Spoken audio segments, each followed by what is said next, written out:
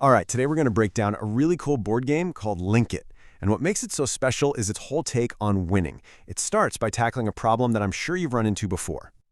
I mean, seriously, think about it. You've been there, right? Playing a three-player game, and it just feels like the other two are ganging up on you. It's that classic 2v1 situation, and it can totally ruin the fun, makes everything feel lopsided. Well, take a look at these really beautiful, elegant pieces. They belong to a game that was literally designed from the ground up to solve that exact problem.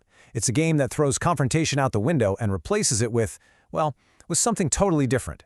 All right, let's get into it. So, first things first, we gotta really get a handle on the core challenge that LINKIT was even made to fix, and that is what's known as the three-player problem. Yeah, it's that 2v1 dilemma. Pretty much anytime you have three separate players, it's almost a given that two of them are going to team up, even for just a little while, to knock out the third person. And that kind of collusion, it just feels cheap, you know? It can completely wreck the strategy of the game. But see, the creators of LINKIT didn't see this as some unfixable bug. Nope, they saw it as an opportunity to do something brand new. And that brings us to their whole vision, what they called a game of connection.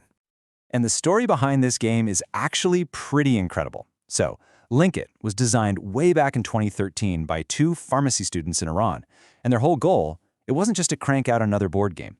They wanted to design an experience that was all about coexistence, something that could actually reflect what they called the invisible architectures of life, you know, all those interconnected patterns we see all around us.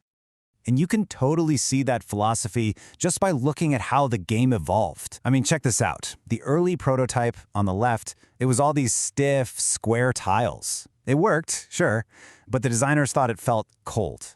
So the final version, the one on the right, it uses these gorgeous, warm, curved pieces instead. And this wasn't just about looks. Not at all. It was a whole philosophical change. Going from squares to these smooth, elliptical shapes was like moving from cold, hard logic to a sense of harmony. It's actually a nod to Persian art and aesthetics, which is all about flow and continuity. It just makes the whole game feel more, well, more human. Okay, so that's the big idea behind it. But how do you actually play? Let's break down the rules. Here's how to play LINKIT. The setup is super clean, really simple. Each of the three players gets their own board. You get 24 pawns, that's 8 in each of the three colors, and 3 of these special rings. They're called LINKIT rings. Okay, and here it is. This is the part where LINKIT just completely flips the script on what winning even means. Get this. You don't attack your opponents. You don't capture their pieces. You win by building a connection between the other two players' boards. Yeah, you heard that right. So, how does a turn work? It's actually really straightforward. First, you just place one pawn on any empty spot on your own board. But here's the catch, and it's a big one. The color of the pawn you play matters. Your move has to be in the same row or column as the last pawn of that same color that was played, anywhere on the table. So you might be thinking, how on earth do you keep track of that? Well, that's where these come in, the LINKIT rings. Every time a pawn is played, you pop the matching colored ring right on top of it. That ring is now your marker, your guidepost. It tells everyone where the next pawn of that color has to go. So, what does that winning connection actually look like? It has to be a continuous chain of at least 5 pawns, and they all have to be the same color. And here's the crucial part. That chain must have at least one pawn on your opponent's board to the left and at least one pawn on your opponent's board to the right. And this is the part that really blows the game wide open.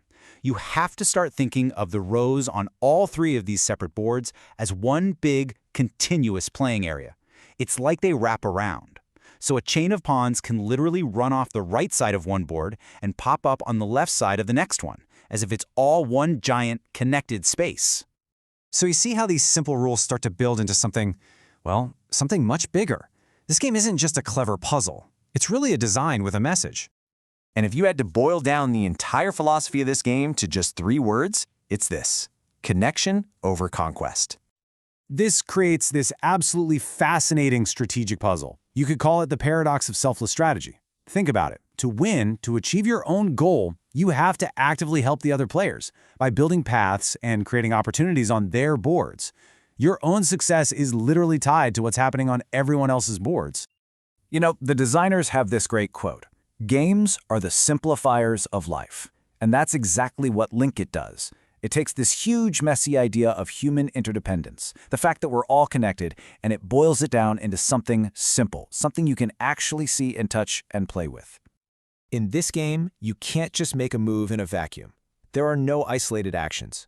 Every single piece you put down on your board, it sends ripples across the entire shared system. You can literally watch the strategic landscape change for everyone, binding all three of you even closer together. Okay, so let's wrap this up. When you put it all together, the unique goal, the interconnected rules, LINKIT really makes you stop and rethink what it even means to win a game. At the end of the day, LINKIT is so much more than just a board game. It's like a little model for a completely different way of thinking. It's challenging us to redefine what success looks like, to move away from that idea of I win, you lose, and towards a new definition where success is all about your ability to connect others and build bridges between them. And that leaves us with one last question to chew on, a really interesting one. If you win a game by connecting your opponents, did anyone actually lose?